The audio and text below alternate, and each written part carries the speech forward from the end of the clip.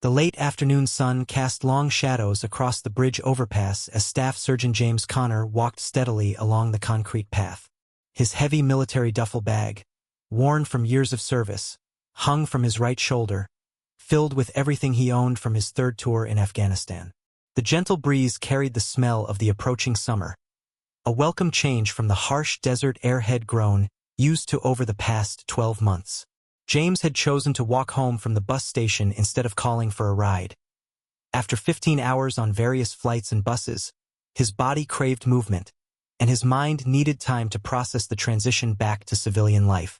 The sounds of cars passing beneath the overpass created a steady rhythm, different from the military helicopters and armored vehicles he'd grown accustomed to hearing.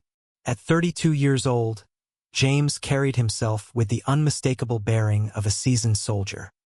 His short brown hair was still maintained at regulation length, and his facial features showed the weathering of someone who had spent too many days under the harsh sun. Despite wearing simple civilian clothes, a plain black t-shirt, cargo pants, and sturdy boots, there was no hiding his military background. His alert eyes constantly scanned his surroundings, a habit formed from years of training and combat experience. As he walked, James thought about the changes waiting for him at home. His younger sister, Sarah, had sent him emails about how their small town had grown, with new shops opening on Main Street and the old Parker farm being turned into a housing development. He looked forward to sleeping in his own bed, eating home-cooked meals, and most importantly, not having to be on constant alert. The bridge overpass stretched for almost half a mile, connecting the older part of town with the newer developments. James had chosen this route deliberately, knowing it would give him time to decompress. Below, the evening traffic was starting to build as people headed home from work. The familiar sight of ordinary people going about their daily lives helped ground him in the present moment. His watch showed 6:45 p.m. when he reached the middle of the overpass. James paused for a moment, looking out over the guardrail at the city spread out before him. The setting sun painted the sky in shades of orange and purple, reminding him of the peaceful moments he'd sometimes catch during his tours between missions. But here, there was no need to worry about sudden attacks or emergency calls. Here, he could simply appreciate the beauty of an ordinary sunset. The weight of his duffel bag had started to make his shoulder ache, but James welcomed the discomfort. It was a different kind of pain from what he'd experienced overseas. Simple, straightforward, with no hidden dangers or implications. He shifted the bag slightly and continued walking, his boots making soft sounds against the concrete. In his pocket, his phone vibrated with another text message, probably from Sarah asking where he was. He'd told her he'd make his own way home, needing this time to himself, but she'd been sending regular check-ins since he landed. James appreciated her concern, but he knew she couldn't fully understand his need for this solitary walk. After months of being surrounded by fellow soldiers 24/7, these moments of peaceful solitude were precious. The sound of approaching motorcycles in the distance barely registered in his consciousness at first. Traffic noises were constant on this stretch of road, and the rumble of engines was nothing unusual. But something in his trained mind noted the way the sound was getting closer, not passing beneath the bridge but coming along it. The motorcycles seemed to be on the overpass itself. James continued walking at the same steady pace, but his senses heightened automatically. Years of training had taught him to trust his instincts, and right now those instincts were telling him to stay alert. He didn't change his relaxed posture or give any outward sign that he'd noticed the approaching bikes, but his mind had already shifted into a more vigilant state. The sun had dipped lower now, and the shadows on the bridge had grown longer. A cool evening breeze ruffled James' t-shirt as he walked, carrying with it the growing sound of motorcycle engines. Whatever happened next, he was ready for it, just as his training had taught him to always be.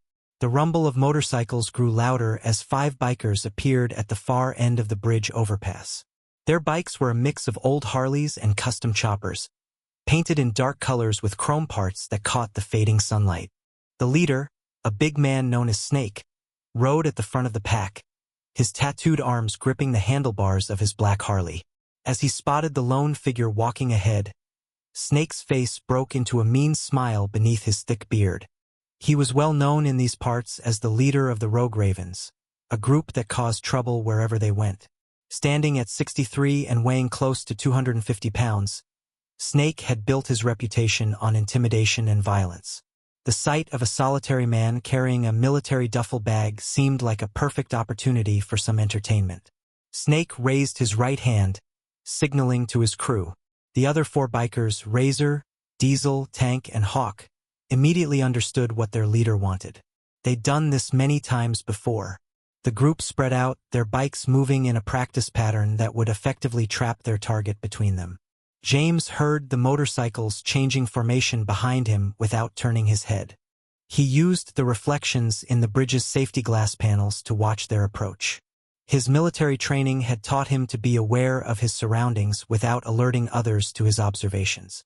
He noticed how the bikers were positioning themselves, 3 bikes behind him, 2 coming up ahead by riding on the opposite side of the bridge and turning around. The sun had almost set now, and the bridge's lights were starting to come on. The evening traffic continued to flow beneath them, but this section of the overpass was strangely empty of other pedestrians or vehicles. James kept walking at the same steady pace, but his mind was already running through possible scenarios. He counted the threats, 5 men, all larger than average, likely carrying weapons. His duffel bag would be a hindrance in a fight, but it could also be used as a defensive tool if needed. Snake revved his engine loudly, the sound echoing off the concrete walls of the overpass. It was meant to intimidate, to make their target nervous. But James didn't flinch or change his pace. This made Snake frown. Usually people showed fear by now. The bikers tightened their circle, their bikes moving slower now, almost at walking pace. Tank and Hawk had completed their turnaround and were approaching from the front, while Snake, Razor, and Diesel maintained their positions behind James. The screech of brakes filled the air as all 5 bikes came to a stop, effectively surrounding him. Well, what do we have here? Snake's voice was rough and loud as he switched off his bike's engine. The other bikers followed suit, the sudden silence almost as intimidating as the previous noise. Looks like someone's lost their escort. James stopped walking but didn't turn around immediately. He took note of each biker's position, marking their locations in his mind. His breathing remained steady, his heartbeat calm, just as it had been in much worse situations overseas. He could smell the leather from their jackets, the exhaust from their bikes, and something else, the faint scent of alcohol. The other bikers dismounted their motorcycles, their heavy boots scraping against the concrete. They were all large men, chosen by Snake specifically for their intimidating presence. Razor pulled out a switchblade, letting it catch the light of the newly activated street lamps. The small blade clicked open, the sound sharp in the evening air. "Hey, soldier boy," Hawk called out from in front, noticing Jameis' military bearing. "That's a nice bag you got there. Must be something valuable inside, right?" James finally turned around slowly, his movements controlled and deliberate. His eyes, sharp and alert, took in every detail, the weapons they carried, their stances, the distance between each man. He didn't show any signs of fear or anxiety. Instead, his face remained calm, almost expressionless, which seemed to confuse the bikers, who were used to seeing terror in their victims' eyes. Snake stepped forward, his boots heavy on the concrete, confident that this would be just another easy target. But if he had been more observant, he might have noticed something different about this particular target, in Jameis' stance, in his eyes, in the way he held himself. There were clear signs that this was not going to be the simple robbery they had planned. Snake took another heavy step forward, his shadow stretching long across the concrete in the glow of the street lamps. The evening air had grown cooler, but the tension made the atmosphere on the bridge feel thick and hot. He stopped about 6 feet away from James, trying to use his height advantage to look more threatening.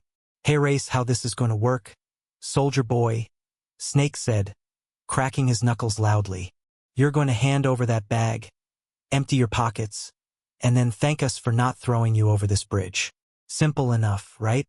His gang members laughed, the sound echoing off the concrete walls of the overpass.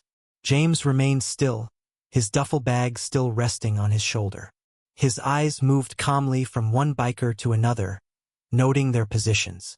Razor stood to his left, still playing with his switchblade. Tank and Hawk were positioned in front of him, while Diesel had moved to block any escape to the right. They had formed a rough circle, using a tactic that had probably worked countless times before. "I'm going to give you one chance," James said quietly, his voice steady and clear. "Get on your bikes and leave." His words carried no anger or fear, just a simple statement of fact. This seemed to surprise the bikers, who were used to their victims begging or trying to run. Snake's face twisted into an angry snarl.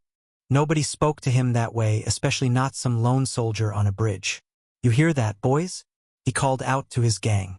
"Soldier boy here thinks he's giving us orders." The other bikers laughed again, but there was a nervous edge to their laughter this time. Something about James' calm demeanor was unsettling. "Last warning," James said, still using the same quiet voice. "Walk away." As he spoke, he slowly lowered his duffel bag to the ground, his movements deliberate and controlled. The bag made a soft thud as it hit the concrete.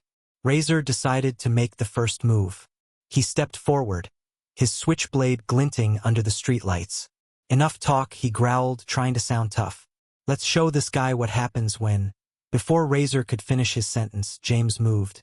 His motion was so quick and smooth that the bikers barely registered what happened. One moment, Razor was advancing with his knife. The next, he was on his knees, his arm twisted behind his back at a painful angle. The switchblade clattered harmlessly across the concrete. Snake's eyes widened in surprise. He had never seen anyone move that fast. The confident smirk disappeared from his face, replaced by a look of uncertainty. But his reputation was at stake. He couldn't back down now, not in front of his crew. "Get him!" Snake shouted, charging forward with his fists raised. Tank and Hawk moved in from the front while Diesel rushed from behind. They thought their numbers would overwhelm James. They were wrong. James released Razor with a push, sending him sprawling forward. In the same fluid motion, he stepped to the side, letting Tank and Hawk's charge carry them past him. His movements were efficient and precise, nothing like the wild swings the bikers were used to seeing in street fights. The sound of traffic continued below the bridge, but up here, time seemed to slow down. James moved like he was in a carefully choreographed dance, each step and motion planned and purposeful. His training had prepared him for situations far worse than this, against enemies far more dangerous than a group of overconfident bikers. Tank threw a heavy punch, but James wasn't there anymore. He had shifted slightly, letting the big man's momentum carry him forward. With a simple sweep of his leg and a well-placed push, Tank found himself falling face-first toward the concrete. Hawk tried to grab James from behind, but before he could get a grip, an elbow struck his solar plexus, leaving him gasping for air. Snake watched in disbelief as his crew, who had never lost a fight on this bridge, were being systematically taken apart by one man. The street lights cast strange shadows across the scene, making it look almost unreal. The quiet efficiency of James' movements was a stark contrast to the biker's loud, aggressive style. Diesel, seeing his friend struggling, pulled out a chain from his back pocket. The metal links rattled ominously as he began to swing it, but the sound didn't seem to bother James at all. He stood ready, his stance balanced and relaxed, waiting for whatever came next. The night was still young, and this confrontation was far from over. Diesel swung his chain in wide circles, trying to keep James at a distance. The metal links whistled through the air, creating a dangerous arc in the glow of the street lights. Behind him, Tank and Hawk were slowly getting back to their feet, while Razor still sat on the ground, holding his twisted arm.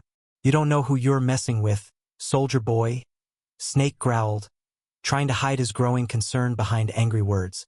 He pulled out brass knuckles from his jacket pocket, sliding them onto his right hand. The metal gleamed dully under the lights. James watched them all with the same calm expression had since the beginning. When he spoke, his voice was as steady as ever. 3 tours in Afghanistan, he said quietly. Special forces. I fought against people who actually knew how to fight. He paused, letting his words sink in. This is your last chance to walk away. Diesel didn't listen. He swung the chain directly at James' head, putting all his strength into the attack. But James had faced far worse weapons than a bike chain. He moved forward instead of backward, stepping inside the chain's arc. Before Diesel could react, James had grabbed his wrist. There was a quick twist, a sharp intake of breath from Diesel, and the chain fell harmlessly to the ground. "My arm!" Diesel shouted, stumbling backward. "He broke my arm."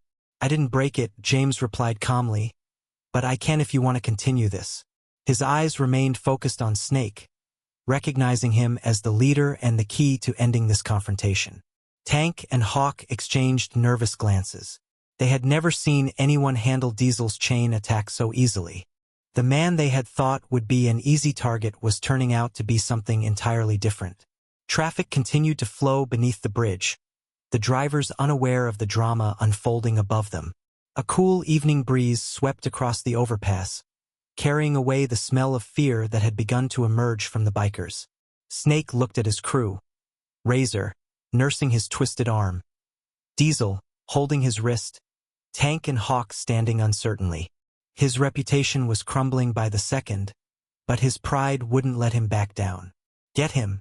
he shouted again, charging forward with his brass knuckles raised. James sighed quietly. He had hoped they would take his warning seriously, but experience had taught him that some people had to learn the hard way. As Snake approached, James didn't move immediately. He waited until the last possible moment, then acted with explosive speed. Snake's punch met empty air as James stepped to the side. In one smooth motion, James grabbed Snake's extended arm, used the bigger man's momentum against him, and sent him flying forward. Snake crashed into Tank and Hawk, who had been trying to attack from the other side. All three men went down in a tangle of limbs and cursing. 8 years of combat experience, James continued, speaking in the same calm voice as if he were giving a lecture. Trained in 5 different martial arts. Expert in close-quarters combat. He looked at each biker in turn. "I tried to be polite. I've given you multiple warnings." The streetlights cast long shadows across the scene as the bikers struggled to regroup. Snake pushed himself up from the concrete, his face red with anger and embarrassment. But there was fear in his eyes now, the fear of someone who had just realized they had made a terrible mistake. What are you?" Hawk asked, his voice shaking slightly. "I'm just a soldier trying to walk home," James replied, "but you're making that difficult." He shifted his stance slightly, ready for whatever might come next. "So hey race, what's gonna happen now? Either you get on your bikes and leave or I stop being nice." The evening had grown darker, and more lights had come on along the bridge. They illuminated James' face, showing no anger, no fear, just the focused expression of someone who had been in far worse situations and survived. Snake looked at his gang members, all of them hurt or scared or both. His reputation was in shambles, but if they continued, he knew it would only get worse. The decision he would make in the next few moments would determine how this night ended, and he was finally beginning to understand just how badly he had misjudged their target. Snake's pride finally overcame his better judgment. Despite seeing his crew members injured and scared, he couldn't accept being humiliated by one man. With a roar of anger, he charged at James again, swinging his brass knuckles in a wild arc. "You think you're better than us?" Snake shouted as he attacked. "This is our territory." His boots scraped against the concrete as he launched a series of angry punches, each one missing its target as James calmly moved out of the way. James had seen this type of anger before, in training, in combat, in real battles where the stakes were much higher than a bridge overpass. Snake's attacks were becoming more desperate and careless with each miss. The street lights caught the glint of sweat on the biker leader's face as he continued his useless assault. "Stand still and fight." Snake growled in frustration, his breathing becoming heavy. But James didn't need to move much. Just small shifts, subtle steps, letting Snake tire himself out. It was like a dance he had performed many times before, but his partner didn't know the steps. The other bikers watched in amazement as their leader, who had won countless street fights, couldn't land a single hit on the soldier. Hawk tried to sneak up behind James, thinking he had found an opening. Without even turning around, James sidestepped, causing Hawk to crash into Snake instead. "This is embarrassing," James said quietly. "You should have taken the warning." His voice remained calm, but there was a hint of disappointment in it. In one fluid motion, he grabbed Snake's arm as it came forward for another punch. What happened next seemed to unfold in slow motion for the watching bikers. James turned slightly, using Snake's own momentum and weight against him. His grip shifted, his foot moved into position, and suddenly Snake was flying through the air. The big biker leader crashed onto his back with a heavy thud that echoed across the bridge. Tank, trying to prove his loyalty, rushed forward with a piece of pipe he had pulled from his bike. But his attack was clumsy and telegraphed. James caught the pipe mid-swing, twisted it out of Tank's grip, and in the same movement used it to sweep Tank's legs out from under him. "Anyone else?" James asked, looking at the remaining bikers. The pipe made a metallic sound as he deliberately dropped it on the concrete. "Or are we done here?" Diesel, still holding his sore wrist, backed away toward his motorcycle. Razor, who hadn't moved since his first failed attack, slowly got to his feet. The night had grown darker, but fear was clearly visible on their faces in the artificial light of the bridge. Snake lay on his back, gasping for air. The fall had knocked the wind out of him, and possibly his senses along with it. He had never been thrown like that before, had never experienced such a complete defeat. His reputation, built on years of bullying and intimidation, was crumbling before his eyes. "I trained with Navy SEALs," James continued, his voice carrying clearly in the evening air. "Fought alongside Delta Force. Spent months in combat zones where mistakes meant death." He looked at each biker in turn. "And you thought you could intimidate me with cheap tricks and street fighting?" Traffic continued to flow beneath the bridge, the drivers unaware of the drama that had just unfolded above them. A police siren wailed in the distance, making the bikers nervously look around. They were used to being on the wrong side of the law, but this was different. This was a complete and thorough defeat. "Get your leader up," James commanded, his tone leaving no room for argument. "Get on your bikes and leave." He stepped back, giving them space to help Snake to his feet. "And remember this the next time you think about attacking someone on this bridge." The street lights cast long shadows as the bikers moved to help their fallen leader. Snake's face was a mask of pain and humiliation as Hawk and Tank lifted him up. His brass knuckles lay forgotten on the concrete, a symbol of his shattered intimidation tactics. James watched them silently, his posture still ready for any last desperate attacks. But the fight had gone out of the gang. They had learned a hard lesson about judging people by appearances, and it was a lesson they wouldn't soon forget. The situation on the bridge had completely changed. What had started as a simple attempt at intimidation had turned into a humiliating defeat for the Rogue Ravens. Snake, their feared leader, could barely stand without help from Tank and Hawk. The street lights cast harsh shadows on his face, highlighting the mix of pain and anger in his expression. But Snake wasn't done yet. His pride had taken a bigger hit than his body, and that made him dangerous. As his friends helped him up, he suddenly pushed them away and pulled out a hidden knife from his boot. The blade gleamed under the street lights as he lunged toward James with a desperate yell. "I'll kill you," Snake shouted, slashing wildly with the knife. His movements were clumsy from pain and anger, but a knife was still deadly in any hands. The other bikers backed away, creating a wider circle around the two men. James' expression didn't change. He had faced knives before, in dark alleys in Afghanistan and during close combat training. His eyes focused on Snake's wrist, not the blade, watching for the telltale signs of movement. When Snake thrust the knife forward, James was ready. Moving with the same calm efficiency he had shown throughout the fight, James caught Snake's wrist with his left hand. His grip was like iron, stopping the knife inches from his chest. Before Snake could react, James twisted the captured.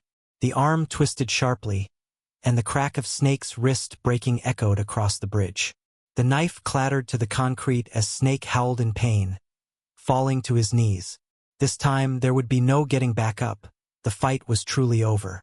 "Anyone else want to try something stupid?" James asked, looking at the remaining bikers.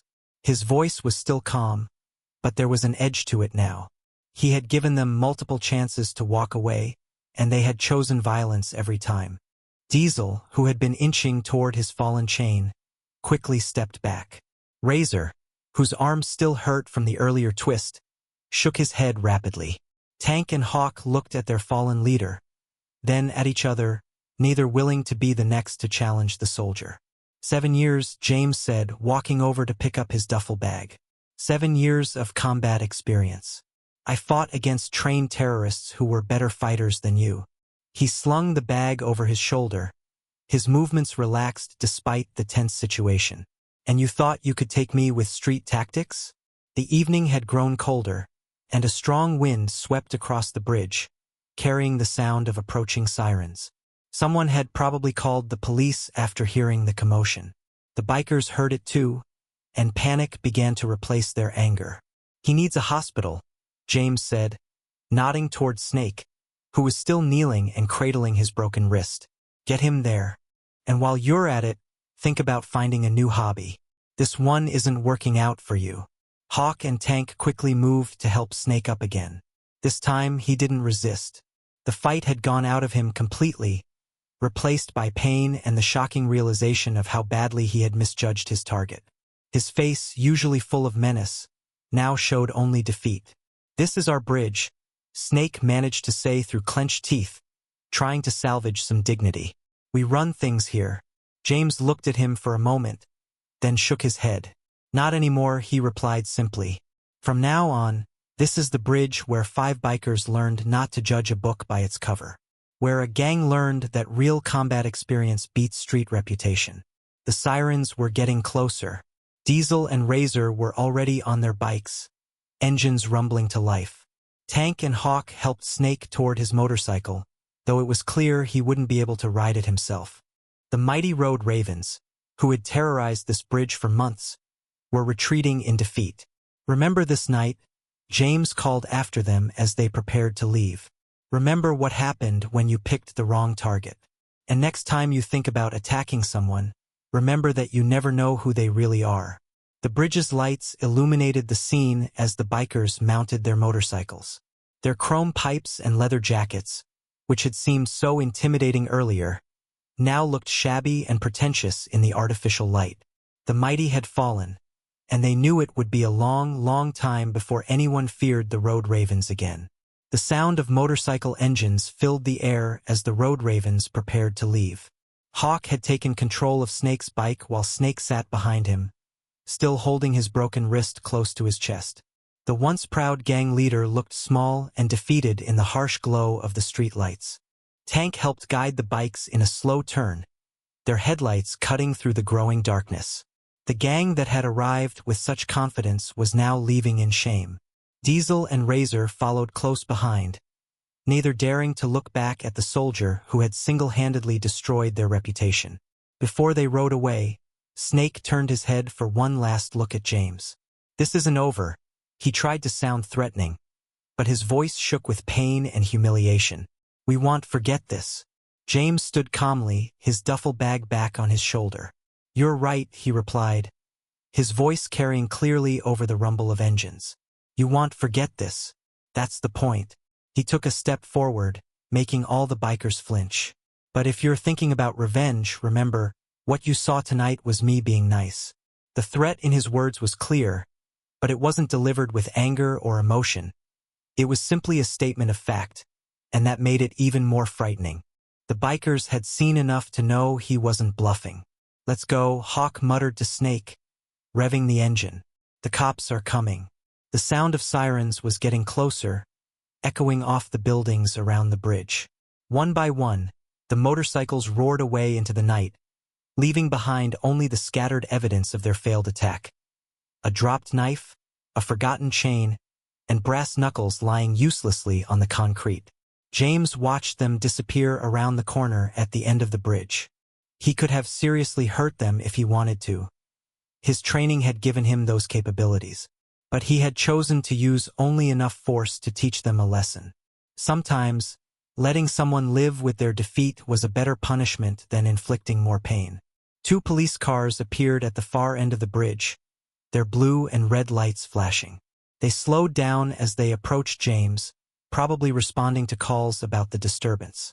One car stopped while the other continued in the direction the bikers had fled. A young officer stepped out of the stopped car, his hand resting cautiously on his holster. "Sir," he called out to James, "we received reports of a fight.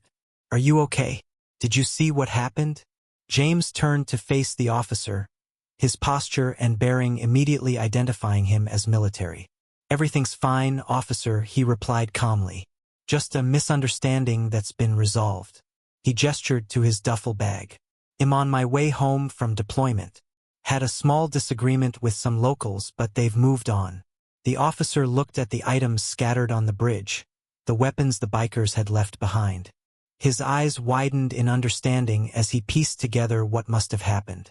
"Those wouldn't happen to belong to the road ravens, would they?" he asked, a slight smile appearing on his face. "They might," James replied, "though I don't think they'll be causing any more trouble on this bridge." The officer nodded, picking up the abandoned weapons. "We've been trying to deal with that gang for months," he said. "They've been terrorizing people here, but no one's been willing to stand up to them." He looked at James with newfound respect. "Until now, it seems. Sometimes people need to learn lessons the hard way," James said simply. "May I continue home, officer? My sister's waiting for me." The officer nodded, making a few notes in his notebook. "Of course, sir. And thank you for your service, both overseas and here." He gave James a respectful salute before returning to his patrol car. James adjusted his duffel bag and continued his walk home. Behind him, the lights of the police car faded away as it resumed its patrol. The bridge was quiet now, peaceful in the evening darkness. The only signs of the recent confrontation were a few scuff marks on the concrete and the lingering echo of motorcycle engines in the distance. The night air had grown cooler, but James didn't mind. After 3 tours in Afghanistan, a cool evening walk was exactly what he needed. And if that walk had helped clean up his hometown a little bit, well, that was just an unexpected bonus. The following morning dawned bright and clear over the small town. News of what had happened on the bridge spread quickly through the local community. At Joe's Diner, the town's favorite breakfast spot, people couldn't stop talking about how a single soldier had taken down the notorious road ravens. James sat at a corner booth with his sister, Sarah, calmly eating his first home-cooked breakfast in months. He had told her about the incident when he finally got home last night, after she had noticed the slight scuff marks on his boots and demanded to know what had delayed him. "I still can't believe it," Sarah said, stirring her coffee. "Those guys have been causing trouble here for over a year. Nobody could do anything about them." She looked at her brother with a mixture of pride and concern. "And you took care of them in one night." James shrugged, focusing on his plate of eggs and bacon. "They weren't trained fighters," he said simply, "just bullies who never faced real resistance." The diner's regular customers kept glancing at their table, whispering among themselves. The bell above the diner's door chimed as Officer Mike Thompson, the young policeman from last night, walked in.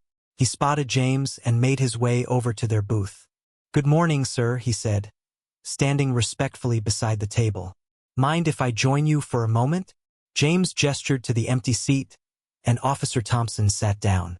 "The road ravens showed up at the hospital last night," he reported, keeping his voice low. "Snake's got a broken wrist, 2 others have sprained joints, and they're all pretty bruised up." He couldn't help but smile slightly. "But here's the interesting part. They're not pressing charges." Sarah looked surprised, but James just nodded. He had expected this.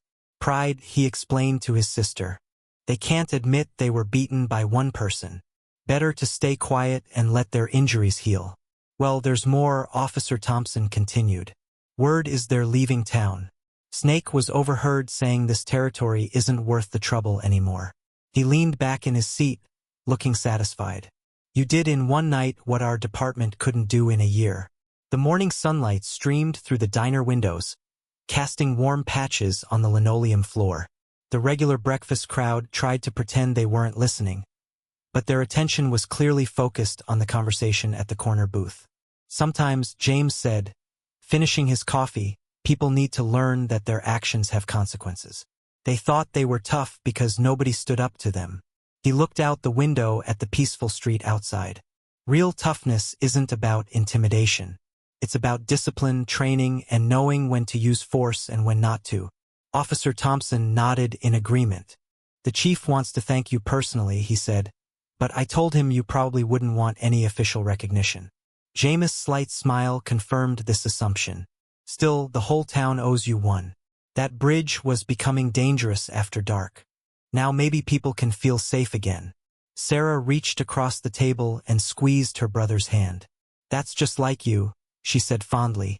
Coming home from fighting overseas and immediately cleaning up trouble here too. Her eyes were proud but also held a hint of sisterly concern. Just promise me you'll have a quiet rest of your leave. James smiled at his sister. That's the plan, he assured her. No more excitement, just family time and rest. He looked around the familiar diner at the faces he had grown up seeing. This is home. Sometimes home needs protecting just like anywhere else.